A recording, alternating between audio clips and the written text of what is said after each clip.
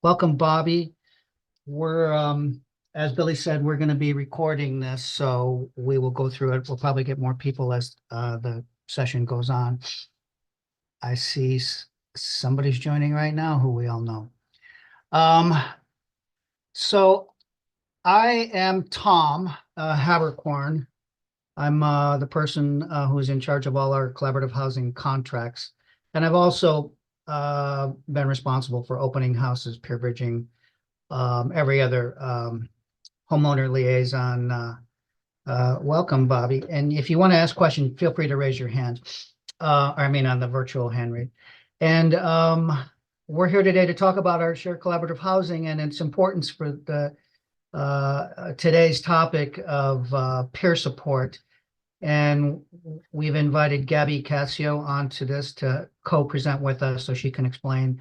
You can see what a peer bridger looks like, what their experiences are, and what it's like to provide peer support to people that have been experiencing homelessness, and we're bridging them, which is why we use that term peer bridger, from one aspect of their lives, in this case, homelessness, into the next. And with that, I'll just go over briefly what shared collaborative housing is. What we do is, yeah. How do I go to the next?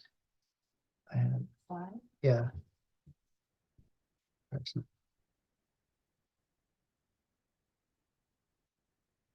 Okay.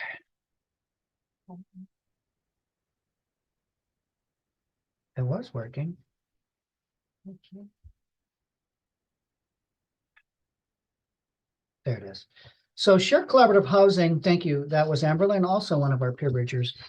Shared collaborative housing is a program whereby we at Share, we partner with private homeowners all throughout Los Angeles County. We look for single family homes, no apartments, any high density things like that. We want a place that's has a front yard, a backyard, that has hopefully in a nice neighborhood. We try to give people as much as possible, as close as possible to kind of a I would call it like a middle class living experience, which is why we target, nice neighborhoods in all areas of the county, not just in the city of LA.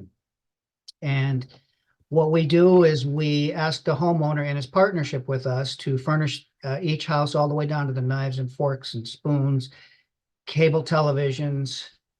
I used to say colored TVs, but that's we didn't say that. We stopped saying that in 1963, I think.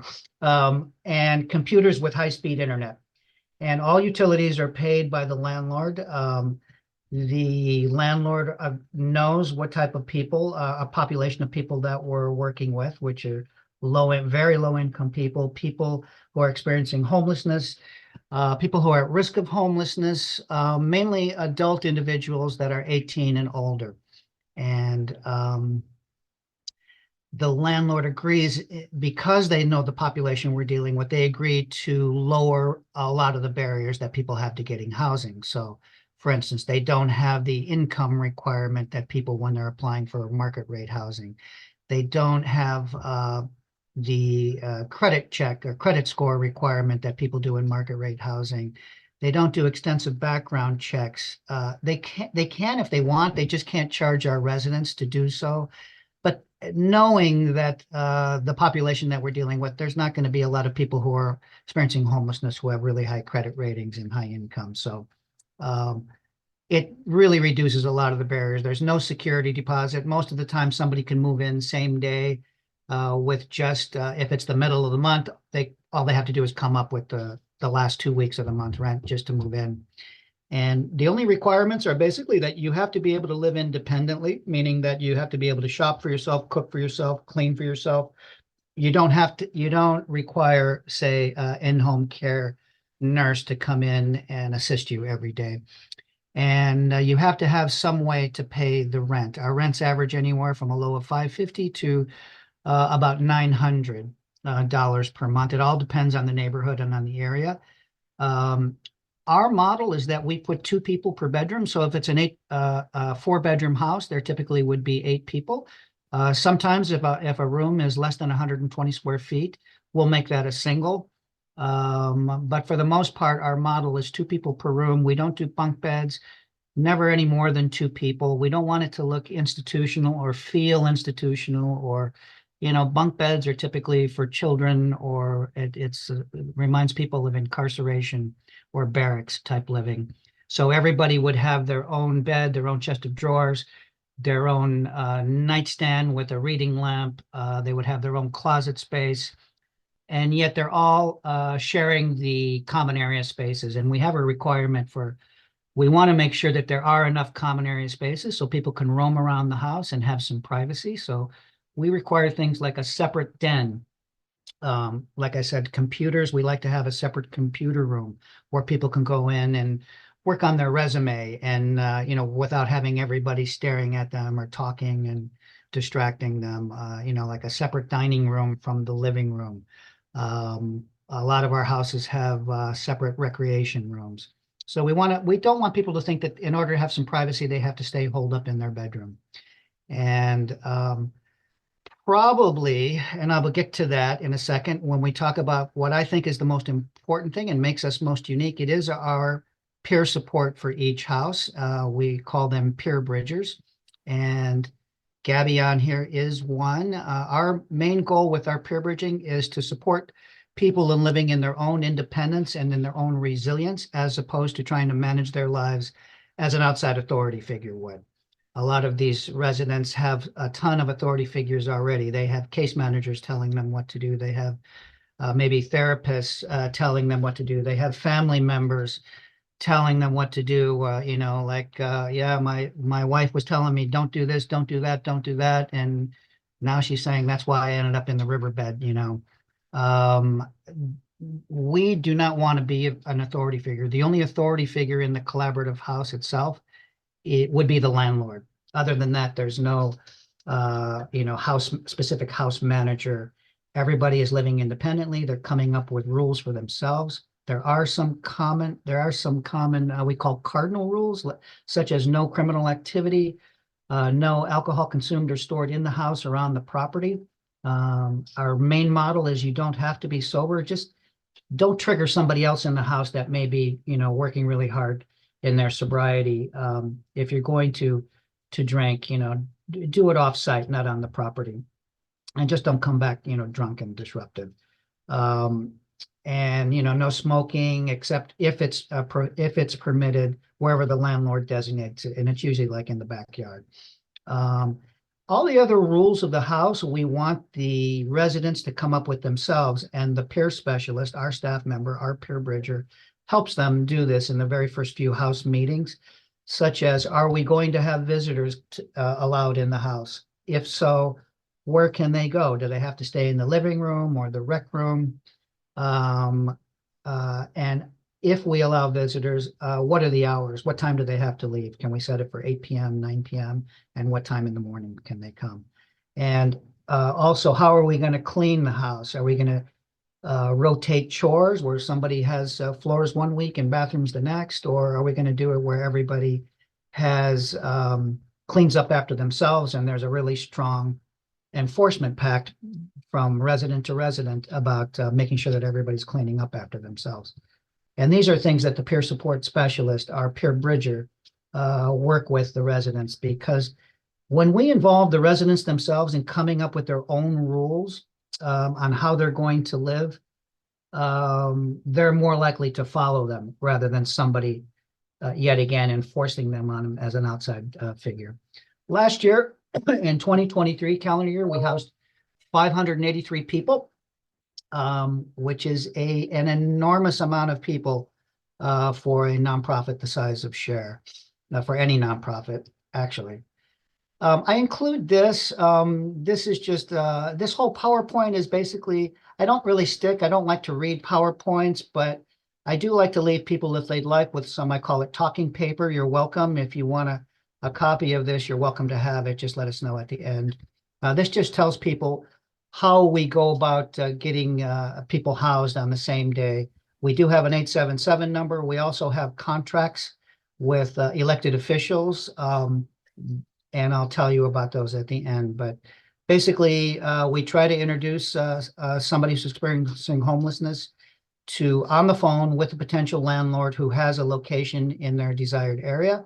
And we do a little, just a quick, while staying on the phone with them, we do a quick, maybe 5 to 10 minute little brief phone interview with the goal being setting up an appointment for the person to go see the house and meet with the landlord in person. And like I said, many times people are able to move in. They can go see a house at 2 p.m. in the afternoon, and if it's a fit between the landlord and the potential resident, they can move in that same evening. It happens all the time. This is kind of our philosophy at Share. Our basic philosophy is that homelessness is not somebody's identity. This particular moment in their life, they may be experiencing homelessness, but it's just one moment in the long arc of their life. There was life before their homelessness, and there will be life after their homelessness, and that's what we're there to bridge. Excuse me. Again, this can be summed up in we believe that housing alone is not enough. People need to be immersed in a living environment that helps them recover from all the various traumas that contributed to their being homeless in the first place. And most of all, that's usually a lack of tangible social support. People become homeless. There's no family. There's no safety net. There's no support system to help them from falling through the cracks. And that's what we do at Share, is we try to prevent people, pick them up as they're falling through the cracks. This also is just kind of a summary of going from trauma, falling into homelessness, all the way to thriving with social support that prevents future homelessness. We're very good at sharing, connecting people to jobs. Gabi in particular, who's on co-presenter here, is wonderful at that. One of our goals is to help people get off of a lot of the government benefits by getting them jobs, by having them become self-sufficient rent payers, getting back into paying taxes and becoming, productive members, having them live with dignity and no longer, being under the support of, government benefits. A lot of people need it if they have disabilities and so forth. We're not there to try to change them, but the people that are able to work and able to get off and have a desire to start their own jobs and careers, we're really good at helping them thrive. And then also helping them stay housed and going on to the next level, maybe going from Share collaborative housing into their own studio apartment. And from there, going on with their lives. And we do that every day. This kind of is a little thing about the history of Share. It was founded 30 years ago, basically, by Ruth Holman and Libby Hardigan. Today we are funded by a lot of different agencies, including the ones you see on here. Some of the government agencies that fund us, in addition to LA County Department of Mental Health, Department of Health Services. We have funding from 3 different LA County supervisors, from 3 different LA City Council members, and from 2 different county, what they call Council of Governments, which is the amalgamation of, in one instance called the Gateway Cities Council of Governments, that's 26 city managers of all the cities in that particular area come together to form the Council of Governments, and they fund programs for us. And so does the South Bay City Council of Governments, the same type of thing, with about 18 city managers from all those South Bay cities. And they fund us, all of them fund us to provide housing for people who are experiencing homelessness in their district, and also to continue with them to provide them peer support to help them achieve their own goals. Some of the outcomes we have on here, roughly 95.2% people maintain their housing after 1 year when they move into Share collaborative housing. 37% of the people secure and maintain employment in the first year. Our numbers are higher than that for a couple of contracts we have that are called home to employment. Our home to employment contracts are really, really successful. For instance, in the first year of our Gateway Cities home to employment contract, which is funneled by Measure H tax funds through the Council of Governments, which is basically composed of all the city managers in that area. Our first year goal was to basically house 100 people and to get 60% of them full-time jobs with benefits, which would be 60 people.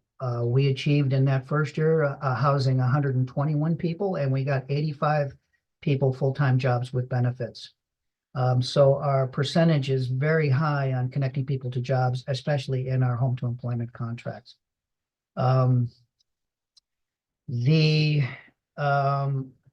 one thing that we're proud of is if somebody calls our hotline, or if somebody like Gabi and I are connecting out in the field with somebody experiencing homelessness, we have an average of 41% of the people are moving into shared collaborative housing within 2 days. I did mention it's very possible to move in the same day if everything works out. And roughly 23% of the people that call us or that we're outreaching to that need housing are able to move in on the same day. We're very good working with people. I mentioned, working with people who are looking for jobs and who are willing and able to work. But we're also good with working with people that have severe mental health illnesses, also referred to as SMI, who might be resistant to traditional housing. And a lot of that is because our peer bridgers, our peer support staff are all models of recovery and have been through all the same traumas that everybody here has. Not on this Zoom, but I mean that everybody that's living in our houses. That's just kind of a little exercise in where are you that I'll come back to later. But here again, I'll be happy to email this to anyone who requests it. This is just how to get a hold of us, our contact information. And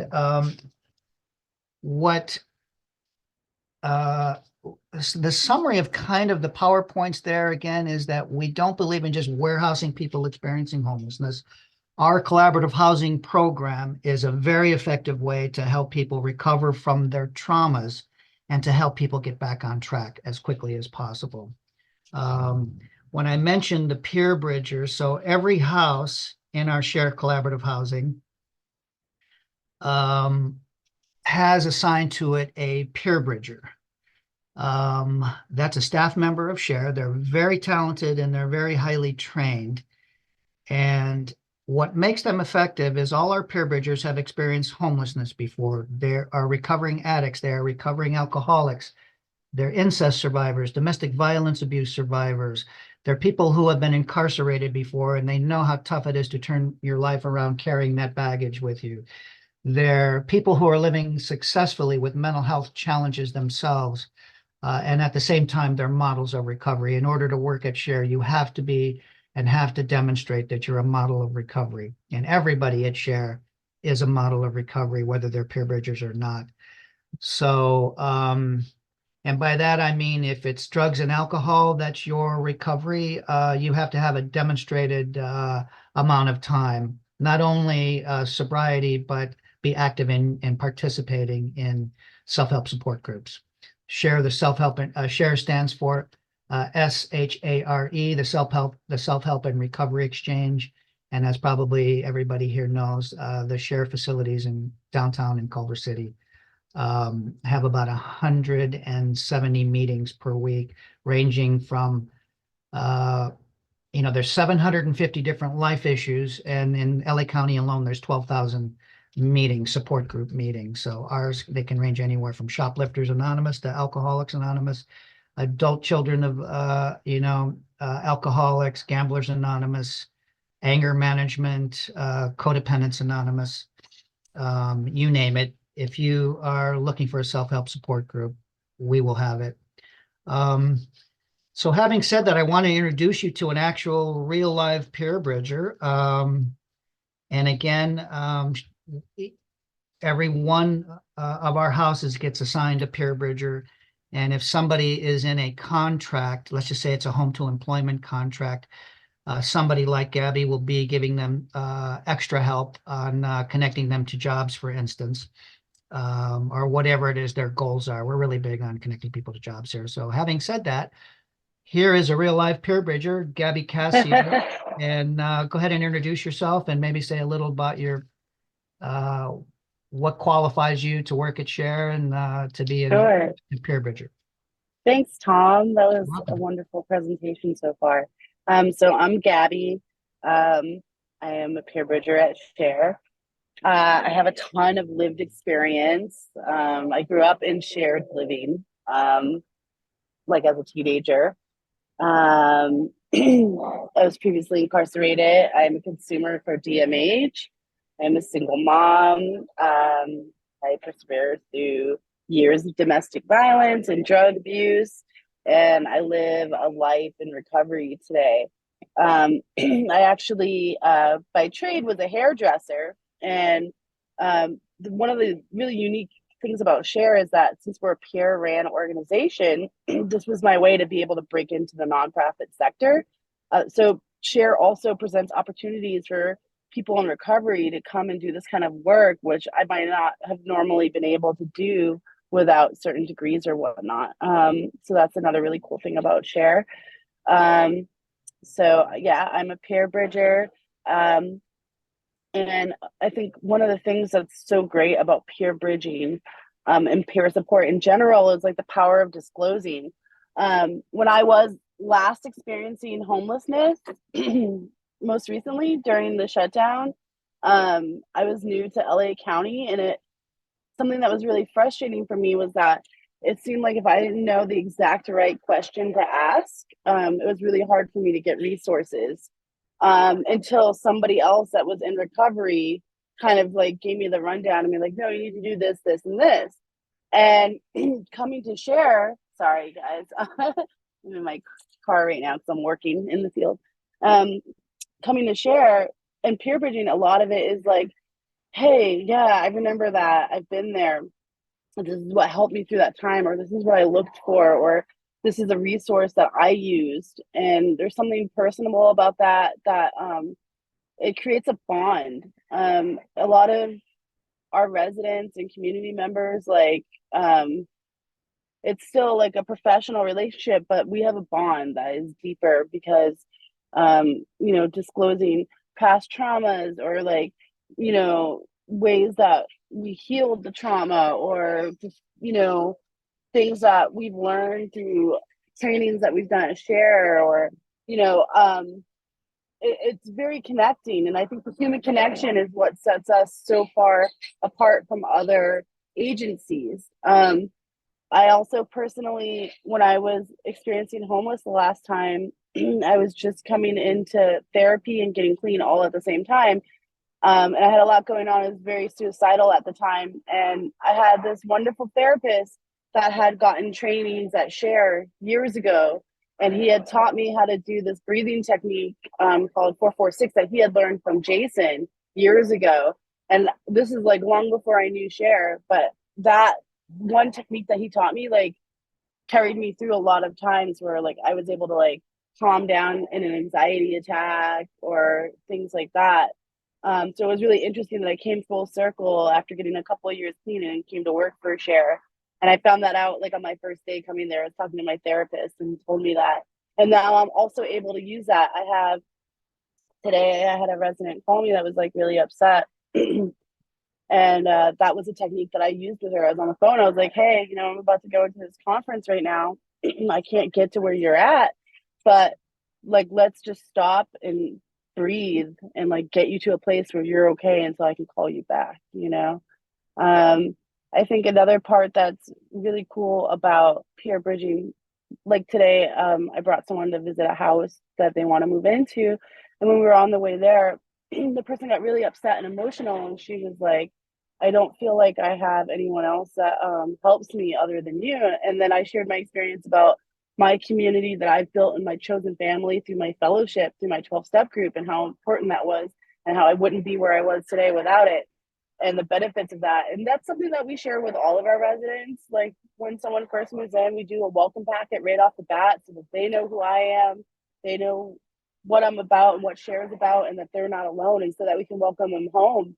And we always refer people to self-help support groups, because at the core of everything that we do is like, we are all thriving because of the work that we've done in these self-help support groups. We chose to do this, right? Like we chose to participate in our own healing, and we really try to just like radiate that to those around us and empower people and encourage them.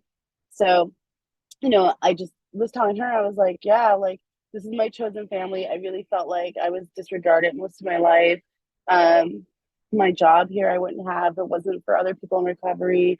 My living situation, everything, like this brand new car that I'm driving. I used to live out of a car with 2 kids and a pit bull a few years ago. So I think that's like, there's something about when it comes from the source, or when you're talking to someone that has lived experience, that you kind of are given a little bit more trust or benefit of the doubt. Whereas like if somebody in a suit came up to me with a badge and was just telling me that like I needed to trust them and fill out this paperwork, like I definitely like would not feel comfortable doing that, you know. I think also understanding, or being like, we don't necessarily advocate for people, but we advocate with them and encourage them to advocate for themselves, because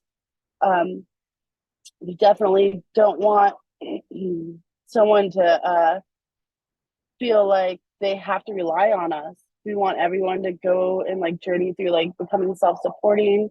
For me personally, like this is, I think, the end of the first year that I've been off of welfare in my entire life, and that's like an amazing thing for me.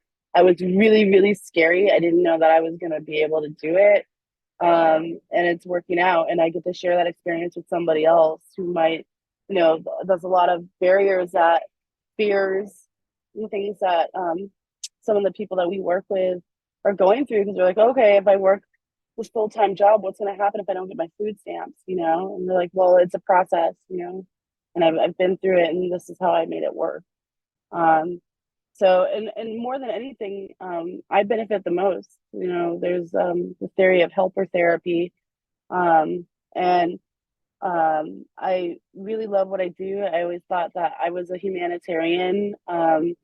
So to be able to get paid to do something that I love to do, and that's help people, I don't mind coming to work at all. You know, I was a pretty successful hairstylist, but I felt empty inside. So I really love and what I get to do, and the people I get to work with, and what this organization stands for, and empowering people.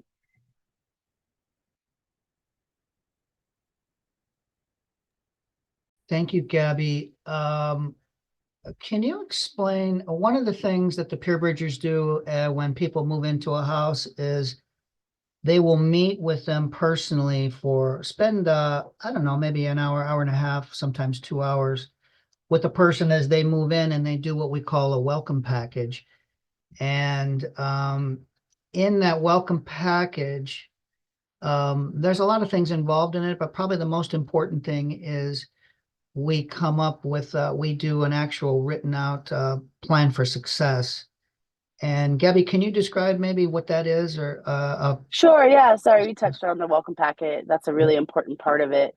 So the plan for success is something that all the peer bridgers do in their training, and then all of our residents do. And it's a 5-year plan, which was, when I had to do it, was very stressful for me, because I'd have a lot of anxiety about thinking about the future. But the unique thing about this 5-day plan is that it starts at today, and then the next line will be tomorrow, and then in a week, and a month, 3 months, 6 months, a year, 2 years, 3 years, 4 years, 5 years. So that it's breaking it down on what can I do today? How can I be empowered to do what I need to do today to get to my end goal? And sometimes if it feels overwhelming, I'll tell people like, hey, first of all, we can do it together. And then second of all, we can go back and forth. Like I know at the end of the day, in 5 years, like I want to be able to own my own home. So I would go to 5 years and own my own home, and then flip back to what can I do today? I just need to stay housed and stay stabilized right now. What do I do tomorrow? I need to not drink or use any drugs tomorrow. What do I do next week? I can start going to job interviews. What can I do next month? I'm working, I'm saving money, and so on, so that it breaks it down so it's not so overwhelming. And also so that visualizing and realizing what our goals are, sometimes we uncover goals that we didn't even know that we had. Mhm. Thanks.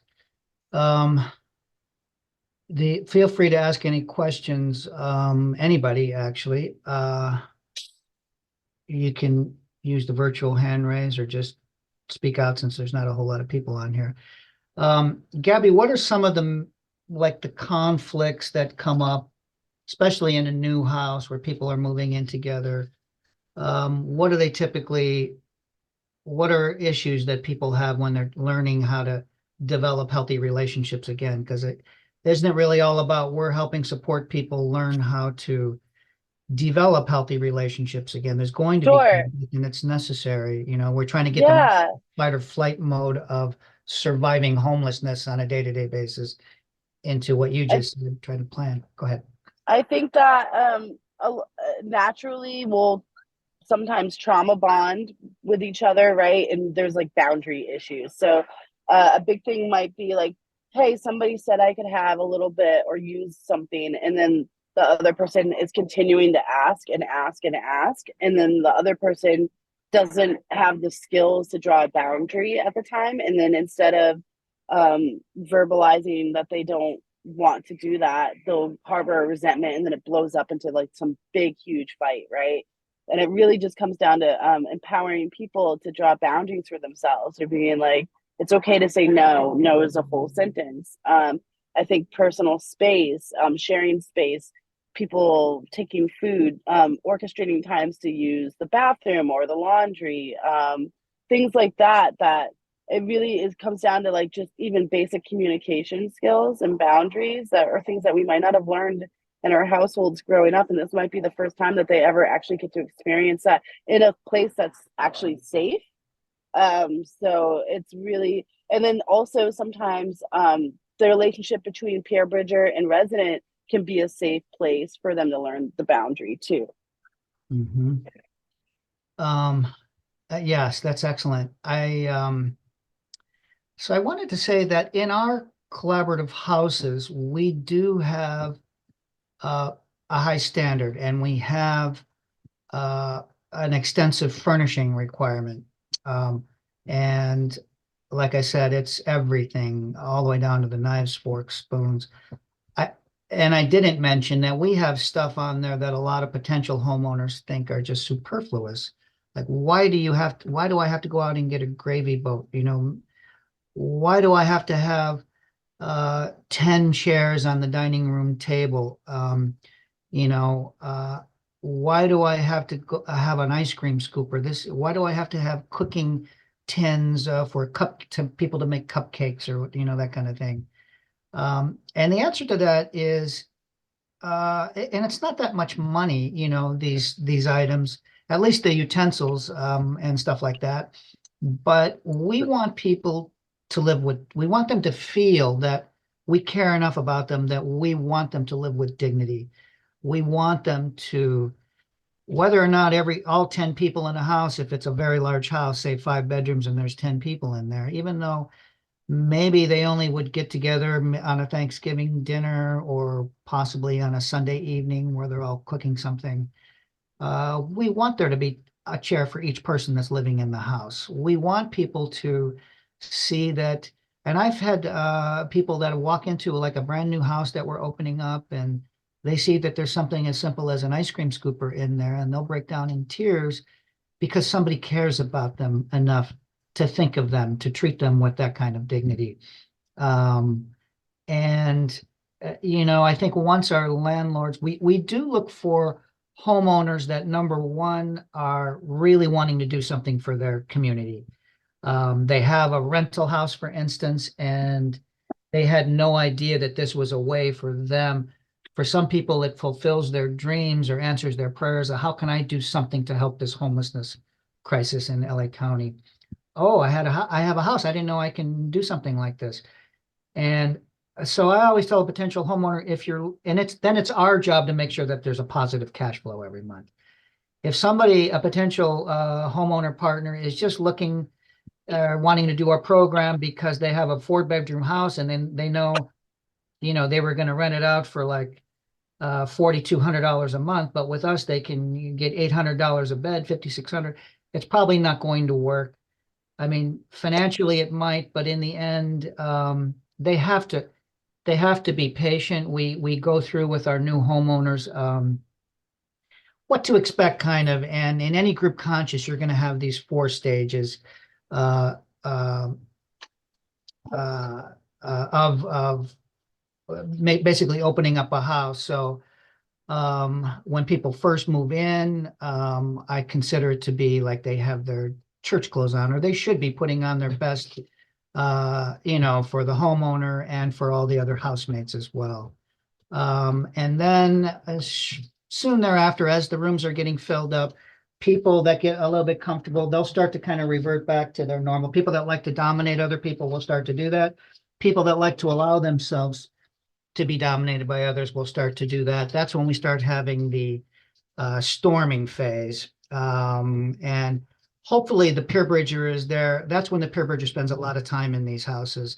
They're mediating conflicts. They're making sure everybody has a voice. They're making sure nobody's getting bullied. And they spend a lot of time in that particular, we call it the storming phase. Hopefully and that's where we want the landlord, the homeowner partner, just to be patient with us. And then shortly things become normalized. People have learned how to accept each other's boundaries for the most part. And when somebody new comes in, they're there to make sure that those boundaries are still, everybody's still safe. And after a little while of that, then we call it the performing stage. And that's where people have now normalized how they're going to live day to day, how they're going to resolve their own conflicts. And then they start getting jobs, they start volunteering, they start going back to school.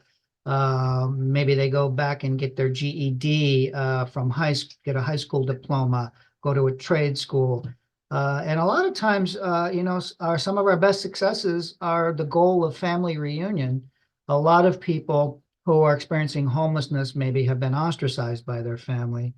They have been given so many chances, and that's it. The family will just give up on them. So that's the last time I've spent so much money and resources and extended so much love, and you keep on doing the same thing. So don't come back to us or whatever.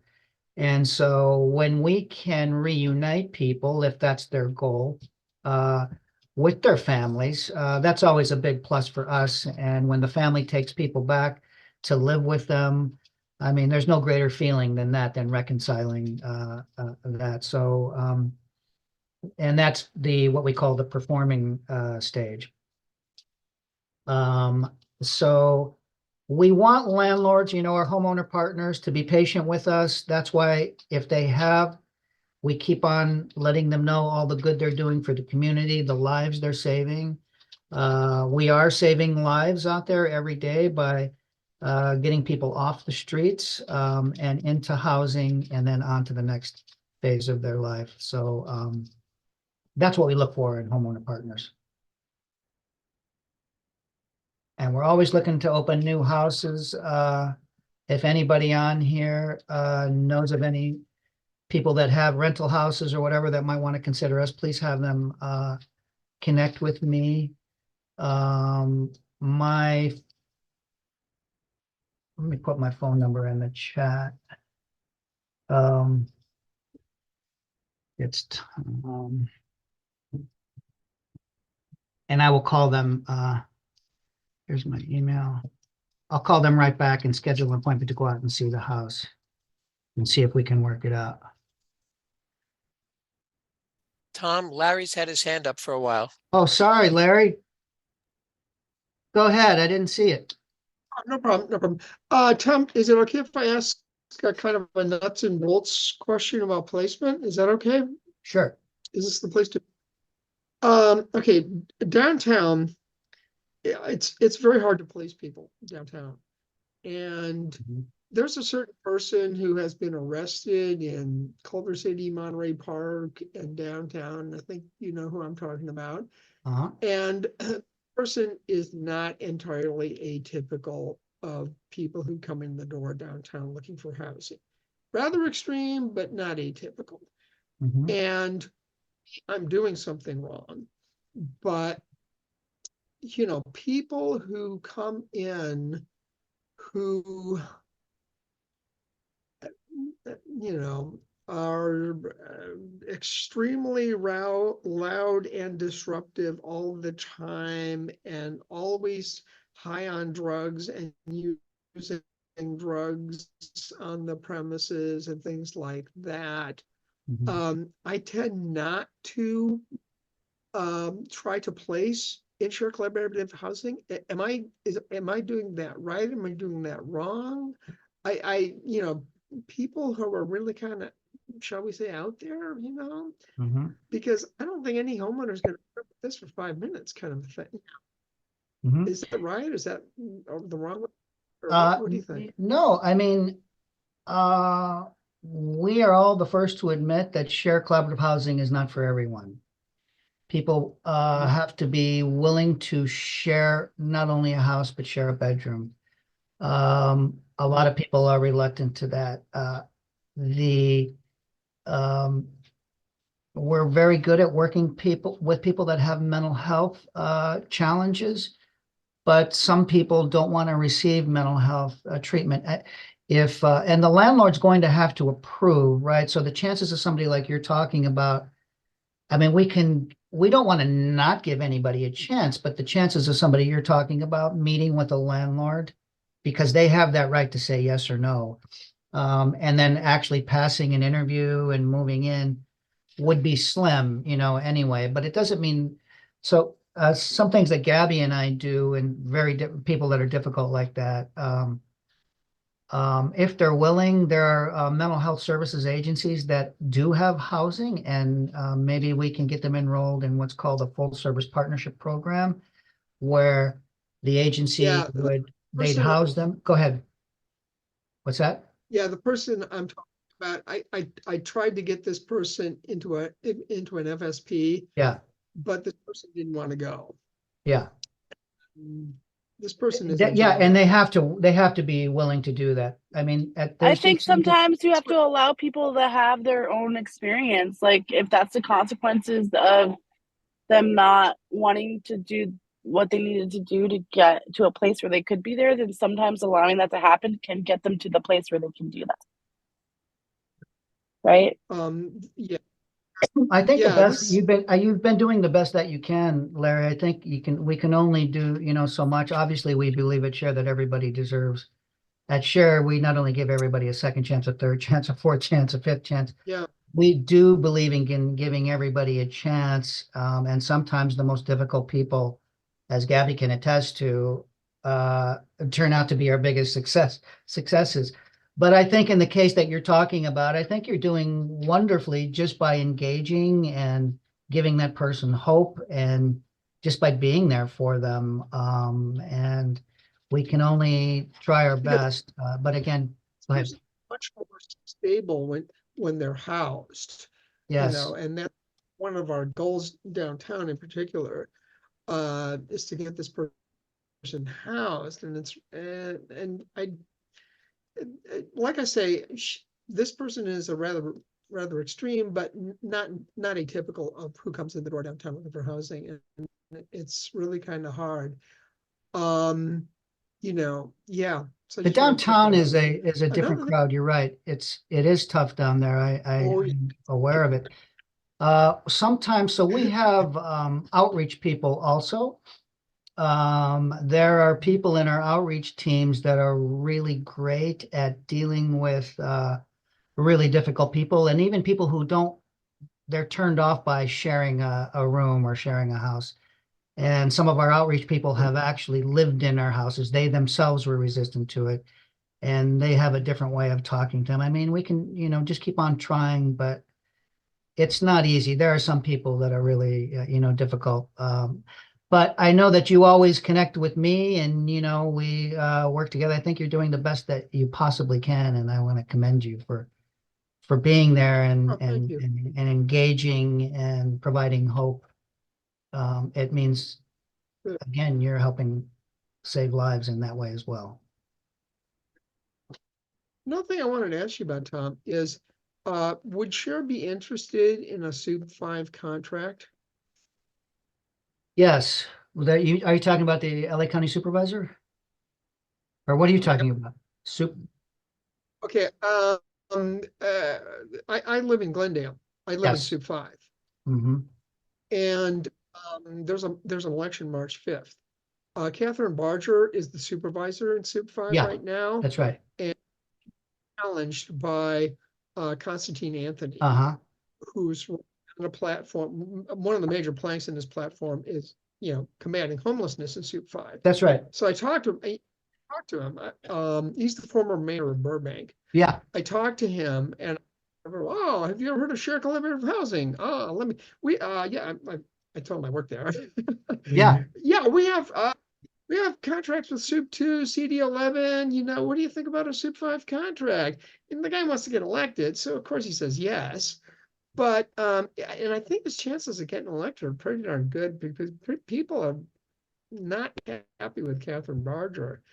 And I have connections in LA County Democratic Party politics. I have friends who are very active and integral and these people all know each other, and Yeah. if you wanted me to, I don't know how Cher does this, but if I could be Yeah. of any help in, facilitating that, if Cher was interested in that, I'd be willing to follow up on that. Okay, great. 100% yes. Let's talk about that together offline. Closest to Catherine Barger's district or to Soup 5 is Soup 3, which is the West San Fernando Valley. And it also comes, ridiculously, it also comes all the way down to the west side of LA. But so we communicate very closely with her office. The city councilman for LA City Council District 3, which is the Tarzana, Reseda, Woodland Hills, West Hills area. They do have a contract with us in conjunction with LASA that provides a lot of rental assistance, and we provide a heavy peer support too. And we've been very successful with that contract. We overachieved our goal. We went way over our stated goals for that contract. So they know that that's Lindsay Horvath is the Soup 3 LA County Supervisor, and Bob Blumenfield is the LA City Councilman for Council District 3, which is in that Soup district. So I would love to meet them. We can show them, give them a tour of Share Collaborative Housing, show them our success in all similar types of contracts. And we also are very close with LA County Supervisor Holly Mitchell, Soup 2. And we totally went way beyond our goals in achieving our goals of housing and peer support for her contract too. So it would be awesome, Larry. We're always interested in that. Okay. What I'll do then is I'll talk to my friends who are, active, politically and hit them up and I'll try to wangle a way with this guy and, see if he wants to, meet with Cher. Yeah, that would be perfect. Let's touch base on that. And typically, like I would, that's if he gets elected, it's like, I know, yeah, right. chances are looking good. People are pretty unhappy with her here. Yeah. And most of the population in Soup 5 is Burbank, Glendale, Pasadena. That's right. where the votes are. I mean, Yeah. damn Soup goes all the way up to Kern County, it's like there's nobody out there. But yeah, most of the population in Soup 5 is Burbank, Glendale, Pasadena. Is North And, Hollywood a part of that? San Gabriel Valley too. Yeah. Yeah. Yep. Whatever you can do, and we will arrange that. I typically would arrange with Brian as well to, meet, and we can even give a tour of a collaborative house and tour of shared facilities and stuff like that. So let's talk about that. I Let really me appreciate talk to my friends and see what I can. Well, first of all, the guy has to get elected. Yeah, that's But I, true. yeah, but if he gets elected, let me chat my friends up Okay, and see if I can like wangle a way into this guy, and because I've already talked to him, but the guy was trying to get elected. And yeah, that sounds great. Blah blah blah.